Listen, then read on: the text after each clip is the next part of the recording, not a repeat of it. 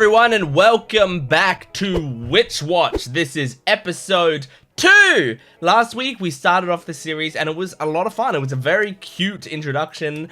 As I said in the last video, like I already knew about Witch Watch's like characters and art. Like I'd already kind of skimmed through some of what the show looks like or the series looks like in the manga like ages ago.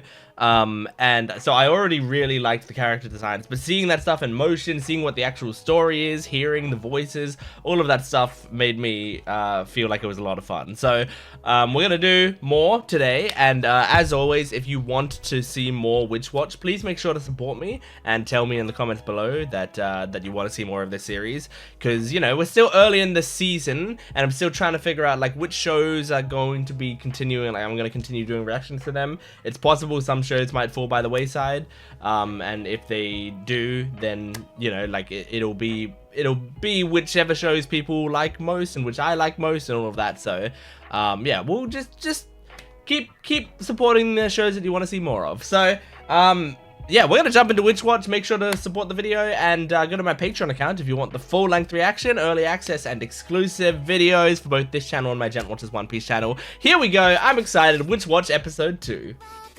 Yes, I love this OP. This is such a cute opening. Oh my god, so cool. A giant rookie.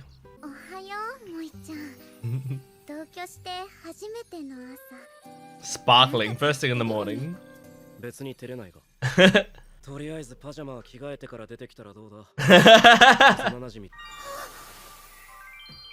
Don't complain about it, it's cute.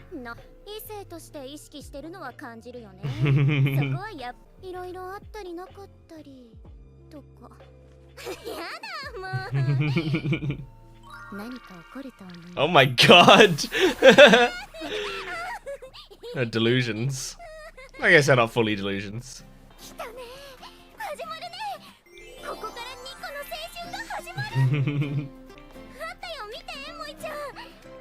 They're in the same class? Good. Do you get to choose your seating or is it assigned seating?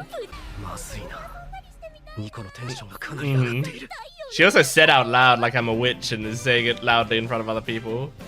People are gonna be asking questions. They have to sit boy girl boy girl. It looks like.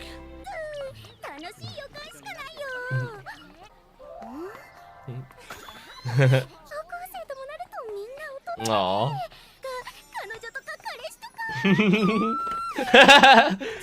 Squeeing. Nico. It's already ridiculous. What, you think he'd just like do it on the first day as soon as he walked in? Yes, exactly.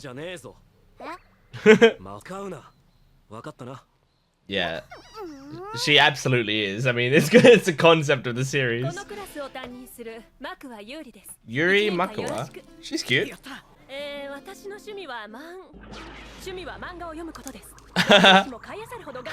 Cool. No. People will. Oh my god. People will appreciate if you read manga.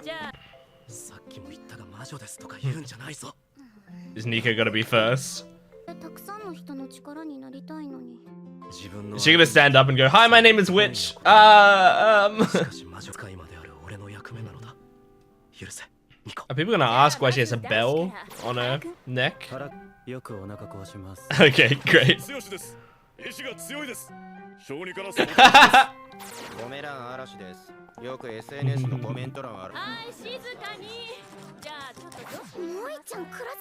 Nice! Taking notes like me.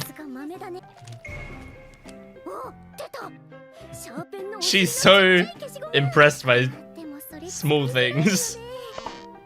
Oh yeah, that's so annoying. Stop watching him! The poor guy!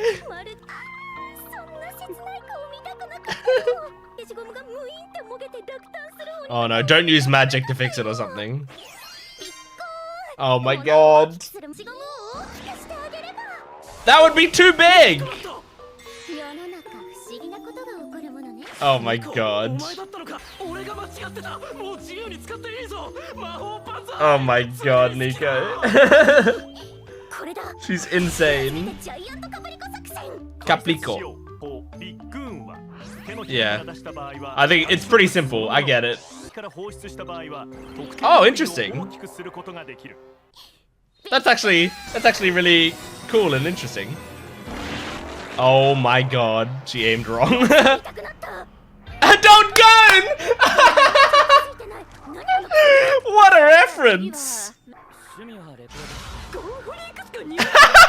like straight up Tango freaks. Oh, it's such a funny reference. And she's like a huge manga fan, so yeah, based. Kurapika is awesome. Oh no, she's gonna miss again. Oh, and he doesn't notice it.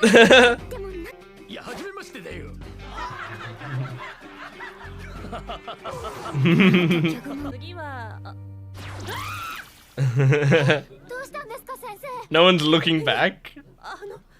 It's lucky he sits at the back of the classroom. Oh, is that? I recognize some of those. Oh my god. Well, which hand do you use to, you know?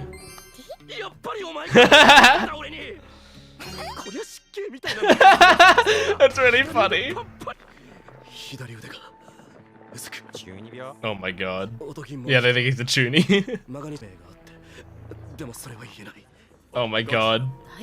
Yeah, he really sounds like he's so edgy. Yeah.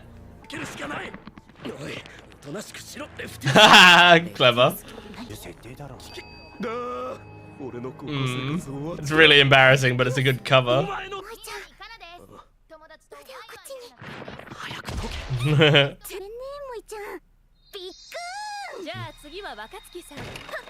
Oh no!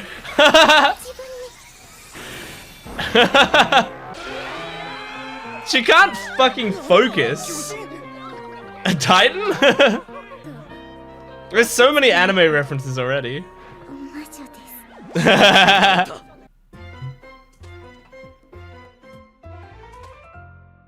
Oh my god, there's like little tiny skits. Okay, so everyone just knows now. She might, people will be interested. That girl's cute. What does she look? She looks like a certain character, I'm trying to think.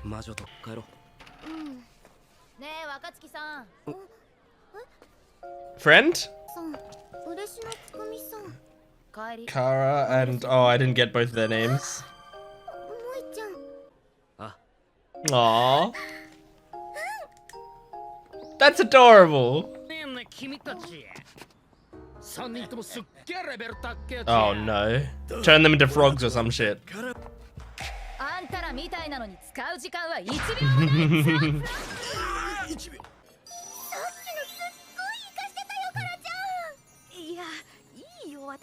Oh. Okay, she's a little different than I thought.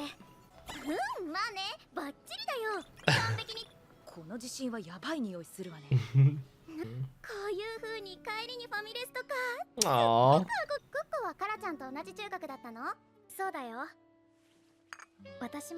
I love shots like that.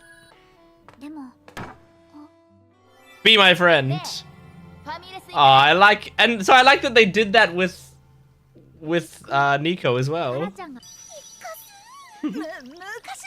Kara is so sweet then.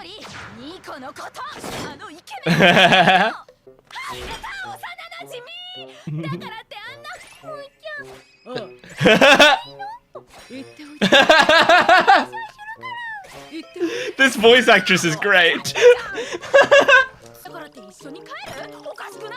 No, they live together. Yep. The voice actress is fucking great. She's so funny. I need to look up who that voice actress is. No. He's off the table. These fucking dudes, they're putting on... Oh, he's gonna destroy them. Oh, this is gonna prove you wrong. Oh no.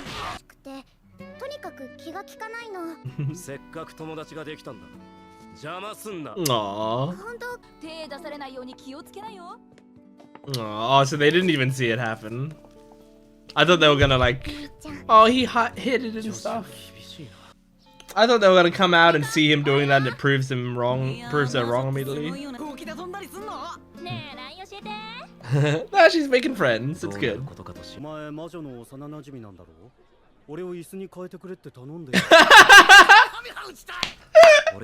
Can you ask her to turn me into a chair? That's so funny.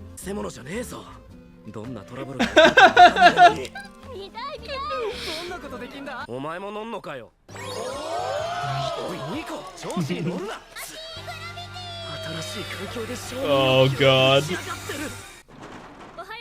Is everyone on the side? Yep. Infinity Castle! Oh my god! Her whole role is just to make anime references? Or manga references, technically.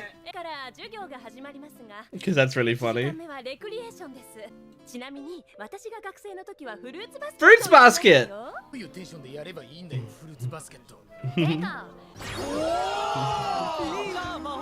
Aww. So what if they go outside while you're flying? Do you fall and die? That's fun. These characters are so cute. Oh, and they're introducing us to all the characters?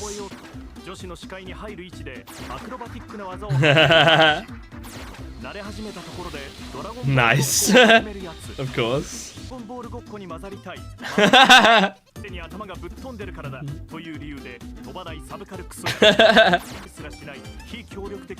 He refuses to change into his gym clothes. What a cool way to introduce a class.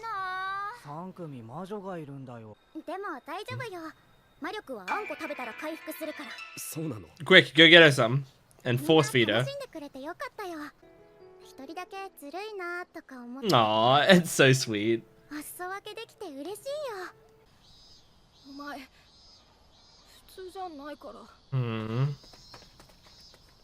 So when he told people about what he was, people isolated him. Aww. Oh no! Oh my god! Jesus! Nice job.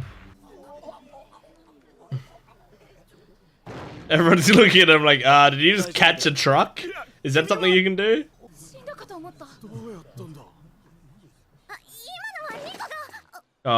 He's just gonna admit it. But she was gonna cover for him.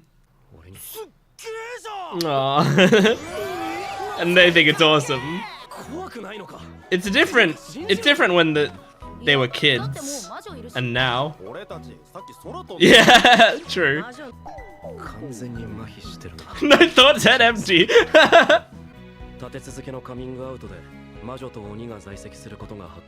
Amazing.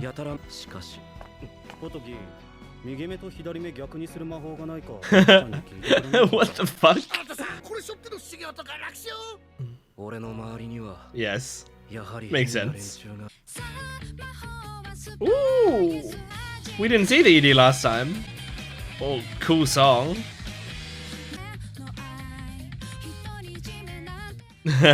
Made his iced tea huge. I love the designs of these characters. This is a cute ED. I like it. Okay, well that was awesome.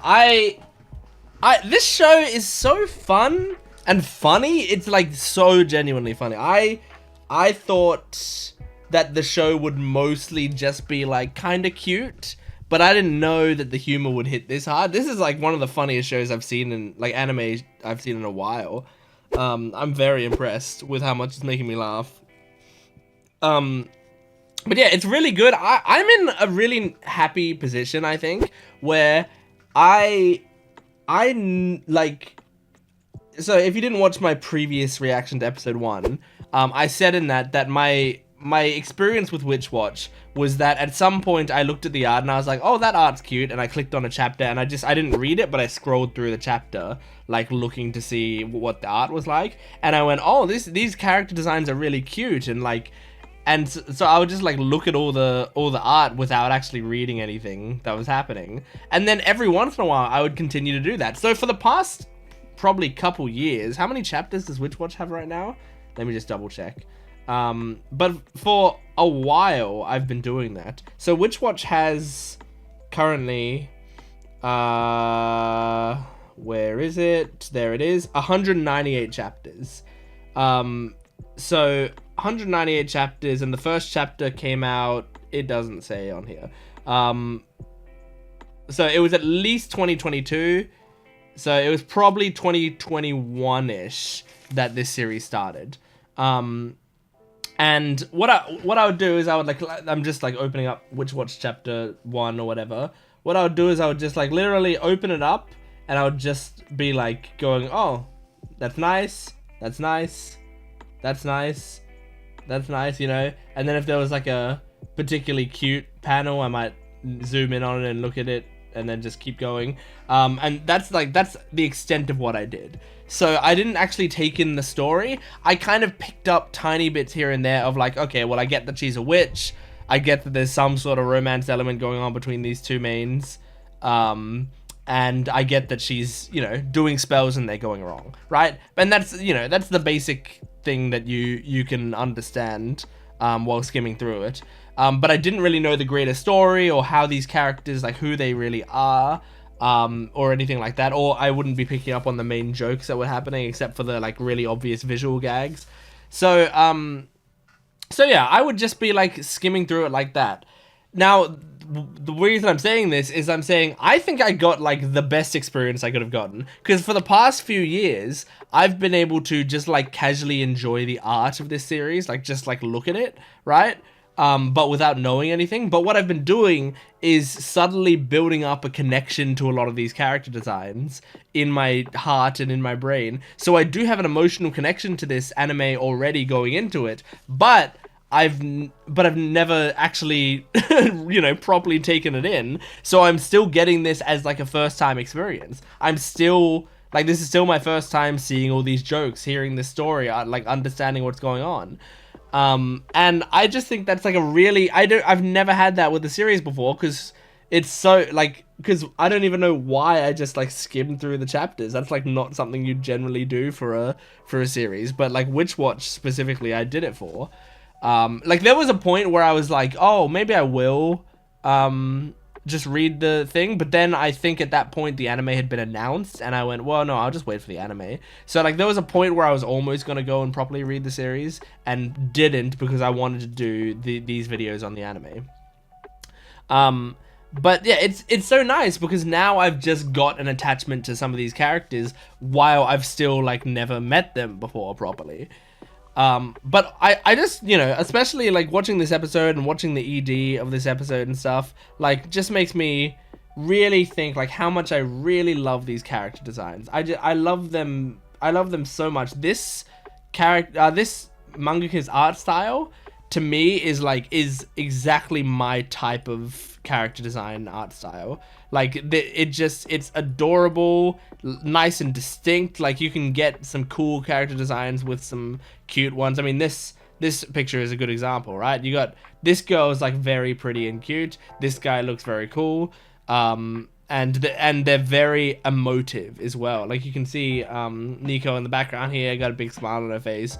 Like I feel like I can read the emotions of these characters really, really well. They feel iconic to me already. It works really, really nicely, and I like it so much because it reminds me of like Horikoshi, who writes My Hero Academia. His art I like for the same sort of reasons. Like his character designs to me are like my favorite character designs in anime. I think like I just get very genuinely attached to his art and his character designs. And this series is like already starting to go up towards that, where it's like a similar type of art style, and it just really works for me. And I mean, I'm sure there are a lot of people that would like look at, you know, especially if you're not like a huge anime person, you'd be looking at these, you know, this art style, and you'd be thinking, well, it looks the same as every other anime. You know, like people who aren't super proficient with art styles and animation in Japanese media might just think, oh well, yeah, this just looks like an anime girl, you know, just a generic anime girl. But like and this is the thing, I'm not an artist, so I can't tell you these specific things that are way different, but I can tell you when they're very different. And I'm sure I could like recognize like the Witch Watch mangaka's art style and someone else's art style if they're put side by side, you know? So yeah, I really enjoyed that. There were some good character gimmicks in this. There are good like running jokes that they're setting up, like the teacher being like a huge otaku and she reads a lot of manga and that's her main gimmick, right? And then she's recognizing all of these anime references that the mangaka is making, and so she's getting to be the straight man that points them out. And it's really funny, like the whole Gon Freaks, his hair going like all the way up into the sky, and she just like fully references like one of the most intense scenes in Hunter x Hunter. And then there's the like everyone being on the walls and on the roof, and she's like, am I in the Infinity Castle? Like, it's just so much like great stuff that really works. Also, so far it's lucky that most of the stuff she's been referencing has also been made into popular anime. I'm sure as the series goes on, she's going to be referencing more and more niche things that maybe I won't get. But so far, I'm getting the references she's making. Yeah, I found that Gon reference so funny. That's so good. Something I really like that this episode did and has established now for the rest of the series is like we started the episode with Moi, whose name is Morikata or something. Let me see.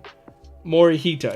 Oops. Morihito said to Nico at the start, like, look, you can't say that you're a witch to people. You can't introduce yourself as that. So whatever. And then we have the scene of like, oh, she's doing these witch things, but she's trying to do it subtly and sneakily. And then he has to cover for her. So he has to pretend to be a Chuny and be like, oh, my left arm, stop it, I can't hold back the power. Undo the curse on me. But he's using it as an actual cover to actually try to get her to take the spell away. And so, like, you know, that's sort of classic, like, what I expected from the series is like, oh, she's using magic. They have to find reasons and ways to hide the magic or whatever. That's, like, such classic, like, you know, that was the plot of Sabrina the Teenage Witch. That was the plot of Wizards of Waverly Place, you know? Like, it's such a classic sort of sitcom-esque scenario where it's like, oh, you're a witch, but you have to hide that you're a witch, but you're still going to use magic for all little inconveniences or whatever. I love that this episode, they tried it in the first attempt they had to try it. They fail. They reveal that she's a witch. And then later, they're doing all the flying shit, and then he catches a truck, and they fail it, and instead of covering for it, he goes, I'm an ogre. And they've now revealed it to the whole class. And so everyone is in on it. From episode 2, I love that. I think that's that makes this series so much more unique to me, because what it does to me is it, like, in those sitcoms, something that even as a kid, oh my gosh, I'm hiccuping a lot. Even as a kid watching, because I watched a lot of Wizards of Waverly Place when I was a kid. I really liked Wizards of Waverly Place. I thought it was a lot of fun. Even watching that and watching other stuff which had the same basic concept, Hannah Montana. Like, when I used to always talk about how so many sitcoms, children's sitcoms, had the exact same concept. main character has a secret life that makes them super badass, but they have to hide it from everyone. Wizards of Waverly Place, they're all wizards, they have to pretend not to be wizards. Hannah Montana, she's a pop star secretly, she has to pretend not to be a pop star. Danny Phantom, he's secretly a ghost, he has to pretend not to be a ghost. American Dragon Jake Long, he's secretly a dragon, he has to pretend not to be a dragon. You know, like there's so many series that had that exact same concept, right? And it works as a kids show, right? And it works, it's funny and it works nicely.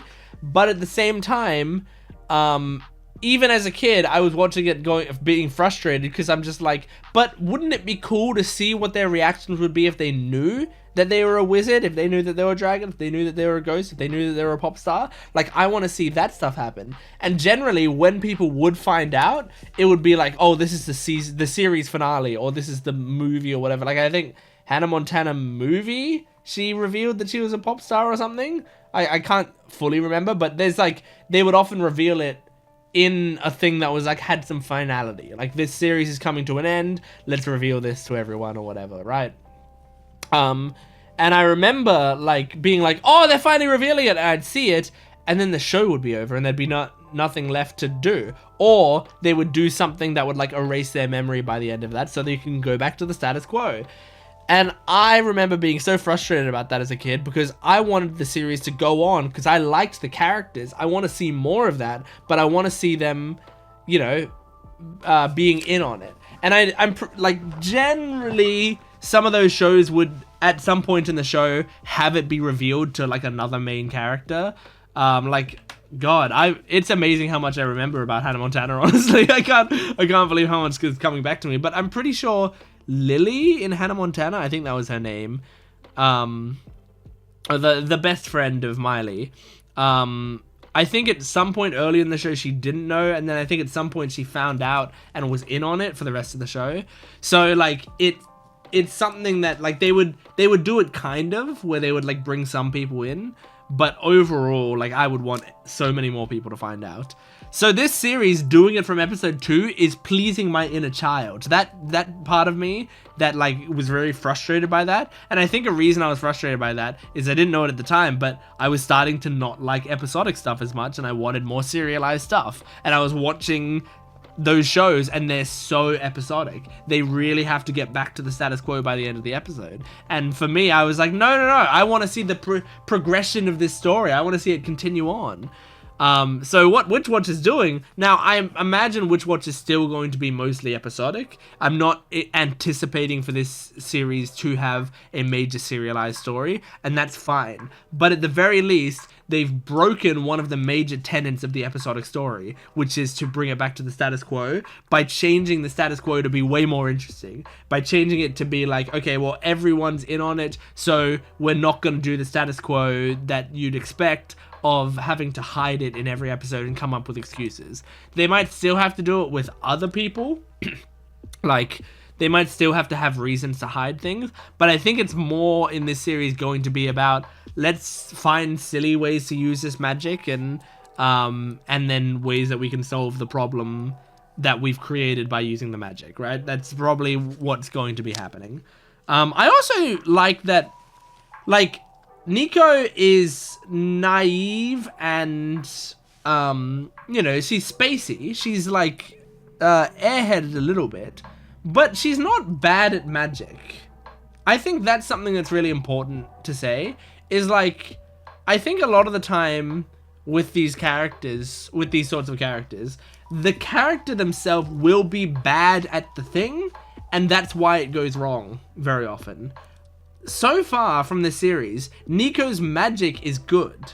The magic is working fine, and she's not really screwing up the magic side of things. She's just kind of not good at improvising and figuring out, like, how exactly the magic should be incorporated, you know? So, like, in this episode, the Embiggen spell or whatever, when she's using it fine. She's, like, casting the magic at you know, like, casting the magic correctly.